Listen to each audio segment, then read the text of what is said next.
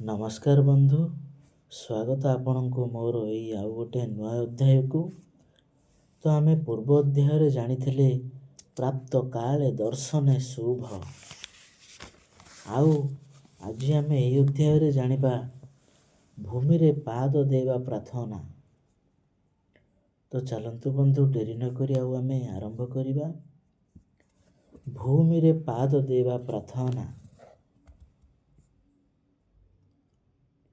ସମୁଦ୍ର ବସନ୍ତେ ଦେବୀ ପର୍ବତ ସ୍ତନ ମଣ୍ଡଳେ ବିଷ୍ଣୁ ପତ୍ନୀ ନମସ୍ତୁଭ୍ୟ ପାଦ ସ୍ପର୍ଶ ସହସ୍ମ ମେ।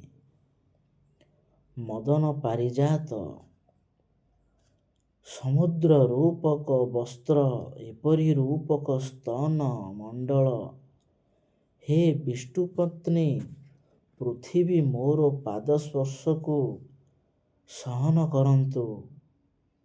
ଏହିପରି ପୃଥିବୀଙ୍କୁ ଚିନ୍ତା କରି ଭୂମିରେ ପାଦ ଦେବେ।